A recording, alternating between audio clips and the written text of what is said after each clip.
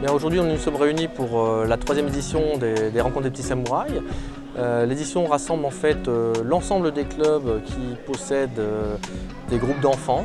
L'idée, c'est naturellement de leur faire profiter d'un moment de plaisir d'abord, d'échanges forcément avec l'ensemble des enfants des autres clubs qui ne côtoient pas tous les jours, et de leur offrir un moment particulier, un moment qui leur est dédié, de façon à avoir une fin de saison qui leur laisse des souvenirs. L'atelier consiste tout simplement à créer le déséquilibre. Les deux enfants vont se saisir par les épaules et se déséquilibrer de droite à gauche, d'avant en arrière. Et tout simplement, le but du jeu, c'est de mettre le pied d'un des deux enfants dans l'un des cerceaux. Ça permet d'entraîner et d'essayer de conserver un déséquilibre, et ce qui va amener le partenaire à envoyer son partenaire en face de lui en chute. Ça va être mis en avant juste après dans la partie Aikido par l'utilisation du déséquilibre pour réaliser un Kokuin-ade. Donc là, on va simuler le tanto avec une frite pour éviter les blessures, puisque on travaille avec des enfants. Et le but de l'atelier, c'est de trouver un moyen de se défendre contre le tanto en appliquant une technique d'aïkido. Donc 3 parties sur l'atelier, présentation des techniques, et ensuite on va appliquer une technique à une attaque au couteau. Ce que ça met en avant pour l'enfant, c'est en fait une contrainte supplémentaire qui est en fait le tanto. Donc on travaille à main nue pour appliquer une technique d'aïkido. Là on va utiliser un couteau, et donc c'est beaucoup plus compliqué à gérer qu'un travail à main nue par exemple. Donc on va gérer une distance, on va gérer une contrainte supplémentaire en utilisant un couteau.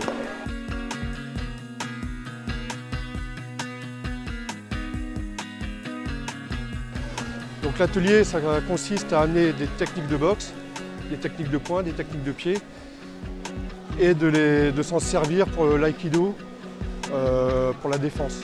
Donc c'est-à-dire qu'on attaque, on a une offensive pied-point, technique de boxe, et il y a une défensive aïkido, adaptée aux techniques.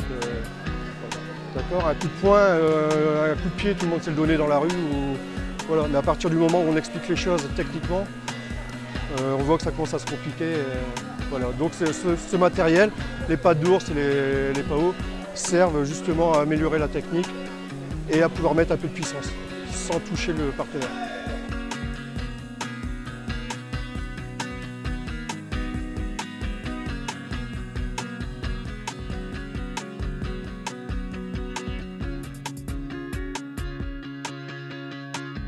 Alors l'atelier Shambara, c'est un peu inspiré du kendo.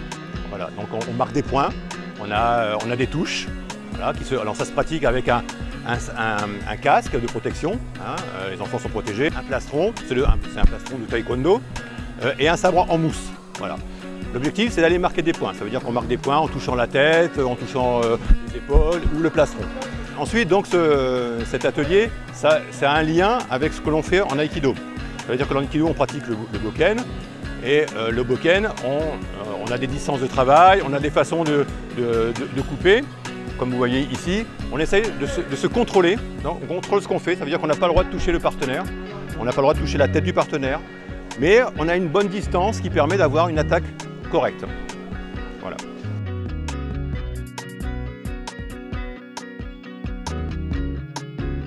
Alors cet atelier, c'est un atelier ce qu'on appelle Shiko. Ils apprennent à se déplacer en déplacement Shiko, donc à genoux.